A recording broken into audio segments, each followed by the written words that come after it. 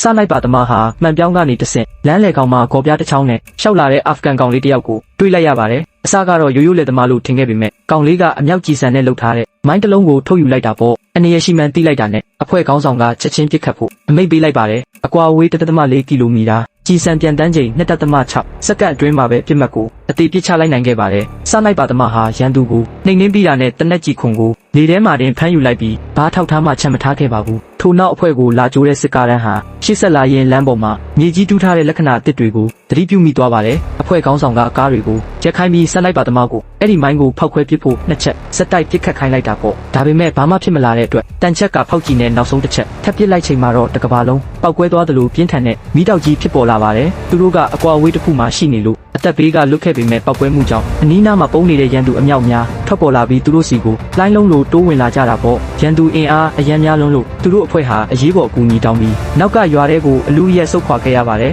ဒါပေမဲ့ရန်သူဘက်ကပစ်ခတ်မှုကပြင်းထန်လုံးပြီးစနိုက်ပါတနက်အရှိကြီးတွေကအနီးကပ်တိုက်ပွဲမှာလုံးဝအတုံးမဝင်တော့ပါဘူးအဲ့ဒီအချိန်မှာပဲရန်သူတယောက်ကစနိုက်ပါအဖွဲ့စီကို RPG ရိုဖီနဲ့တက်ပစ်ခတ်လိုက်ပါတယ်ကံကောင်းချင်တော့ပောက်ကွဲမှုကနေရန်ကိုအပေါက်ကြီးဖြစ်သွားစေပြီးအဲ့ဒီအပေါက်ကနေတဆင့်သူတို့ဟာစပစ်တီးတူလောင်ယုံတဲ့ကိုငုတ်ရှိုးလွတ်မြောက်သွားခဲ့တာပေါ့သူတို့အဖွဲ့ဟာအခန်းတွေကိုတခန်းချင်းစီရှင်းလင်းရင်းအိမ်တအိမ်နဲ့ရောက်သွားပြီးအဲ့ဒီအထဲမှာမျက်လုံးအယောင်နှစ်မျိုးရှိတဲ့အဖိုးအိုတယောက်ကိုတွေးလိုက်ရပါတယ်အဲ့ဒီအချိန်မှာပဲလက်ပစ်ပုံတစ်လုံးဟာသူတို့အနားကိုလိမ့်ဝင်လာခဲ့လို့အဖွဲ့ခေါင်းဆောင်ကအမြန်ဝက်ခိုင်းလိုက်ရတာပေါ့ဒါပေမဲ့အဖိုးအိုကတော့တုံ့လှုပ်ခြင်းမရှိပဲအဲ့ဒီလက်ပစ်ပုံကိုအေးဆေးဆေးကောက်ကင်ပြီးရန်သူတွေရှိတဲ့ဘက်ကိုပြန်ပစ်ပေါက်လိုက်ပါတယ်ပြီးနောက်သူတို့ကိုအတွင်းခန်းနဲ့ခေါ်သွားပြီးတကားတွေကိုပိတ်ဆို့ခိုင်းထားချိန်မှာပဲအဖိုးအိုရဲ့ညီမလေးကအားလုံးကိုလက်ဖက်ရည်လာတိုက်ပါတယ်အပြင်မှာတော့ရန်သူတွေကအိမ်ကိုဝိုင်းထားပြီးလက်နက်ကြီးနဲ့ပစ်ခတ်လိုက်လို့နေရန်တစ်ခုလုံးမီးခိုးတွေထွက်သွားခဲ့ရတာပေါ့အဖိုးအိုကတော့ဘာမှမဖြစ်သလိုမီးခိုးထွက်နေတဲ့နေရန်အပေါက်ကနေအပြင်ကိုဒီအတိုင်းလမ်းလျှောက်ထွက်သွားခဲ့ပါတယ်စက္ကန့်ပိုင်းကြာမှတနက်တန်တွေအဝတိုက်ကြားလိုက်ရလို့အားလုံးကအဖိုးကိုတေးပြီလို့ပဲထင်နေကြတာပါ